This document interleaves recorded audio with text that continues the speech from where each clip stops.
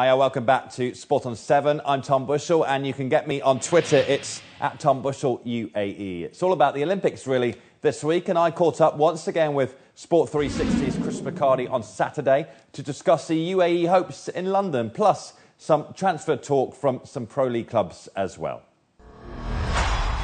So we're back here at Dubai Sports World, of course, here on until August the 31st for all of your sporting needs across the summer here in the UAE. Chris McHardy from Sport 360 is with us once again just to talk about the big stories over the last week. And, of course, the UAE making their debut at an Olympic Games, and they got off to a reasonably good start, didn't they, against Uruguay? An impressive start, it must be said. Obviously, UAE, they lost the match in the end, a 2-1 defeat, but that opening 45 minutes, they really did impress. I mean, they went the goal up, of course, Ismail Matar with the opening goal, and really, it was a case of missed chances. Ismail Matar had another chance, Ahmed Khalil missed one, but as you say, in the end, a defeat, but a positive start for UAE and something to go build on for the future. Just to point out, we are filming this, of course, before the UAE take on Team GB at Wembley, but that experience for the UAE footballers, playing at the likes of Old Trafford on the world stage, is fantastic for them, isn't it? And they showed up and actually, played well. Absolutely massive, Tom. I mean, Omar Abdulrahman, who was the standout player all evening, it must be said.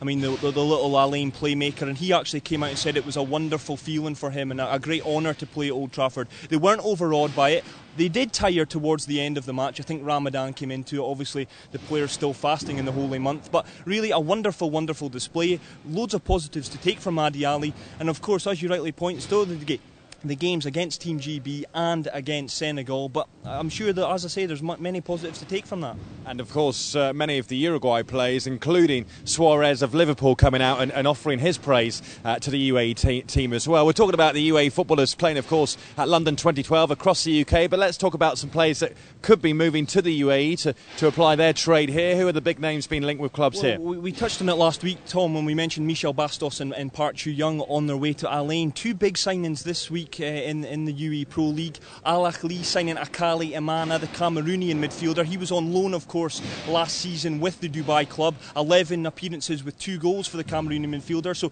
he's a big addition to Quique Sanchez for his squad. He's powerful, and look out for him to really kick on this season. The other big signing, Baniyas. Now, they've brought in Mohamed Zidane, the Egyptian striker. Now, he was at FC Mainz in Germany last year. 6 goals in his first 6 games back at the club, which is a Bundesliga record. So he's arriving, Baniyas, a 2-year deal in the pipeline for him, and expect goals from him. He's a wonderful recruit for Baniyas, who of course also have Fran Yeste, the ex-Basel midfielder. That's football, of course, in the region, but also, of course, the Olympic Games are happening. Let's just remember the opening ceremony in London, which took place on Friday evening. It was quite a spectacle, really. I think many people in the UAE would have been watching it. It was fantastic. How's it going down here in the UAE? Lots of people saying how good it was? I think so, Tom. I mean, you look at it, I mean, across the board, universally, a lot of people have said, I saw one tweet from Frank Lampard, the Chelsea midfielder, who said it the greatest opening of all time. A little bit hyperbole, let's not kid ourselves, but a wonderful spectacle. Danny Boyle did a wonderful job, and it was quite long. They did cut it down, I've noticed, by half an hour, which thankfully so, because it did go into the small hours of the morning. But no, everyone really looking forward to it. A wonderful spectacle to open proceedings, and let's now hope that the sporting achievements match what we saw last night. And of course, it's not just the UAE footballers that are competing in London and across the UK. We have swimmers involved, don't we? Al Bersha, he's swimming, of course. We have shooters. We have a lot of athletes there this time. Well, of course, Sheikh Zayed, who carried the flag in last night, he's a big hope, a medal hope for the UAE. As you rightly point out, Al Bersha in the swimming pool as well. He's actually came out beforehand and said that he's just looking to get his personal best here. He's not looking, he's not going to compete for medals. Let's not kid ourselves, but he will look to do personal best, and that's all they can do. You're competing against the very best in athletes the world has to offer. So as long as they can do themselves proud and the country proud, then I'm sure it'll be a successful Games for UAE.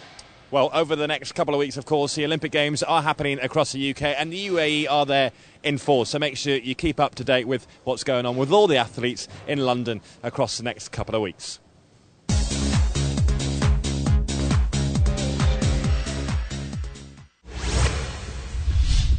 Here are the big results of the last week then. McLaren's Lewis Hamilton in Formula 1 took his second victory of the season as he beat Lotus driver Kimi Räikkönen in the Hungarian Grand Prix. Hamilton led throughout but had to fend off a determined challenge from both Räikkönen and the Finn's teammate Roman Grosjean, who was third.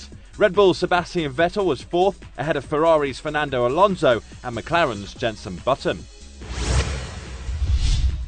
In the world standings then, Alonso extended his title lead over Red Bull's Mark Webber to 40 points. Fernando sits at the top with 164, but Lewis Hamilton climbs back into contention now on 117.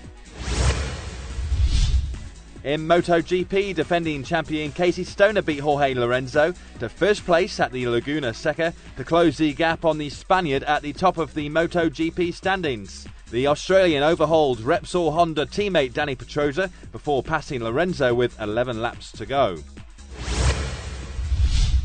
Lorenzo still leads the way on 205 points in the world standings, Pedrosa back on 182, and of course US winner Stoner on 173 after that win. In golf, America's Scott Piercy won the Canadian Open by a shot after firing a final round 67 to beat countrymen Robert Garrigus and William McGirt. Piercy ended on 17 under par with overnight leader Garrigus, only able to card a 70. McGirt ruined his playoff chances with a bogey on the last.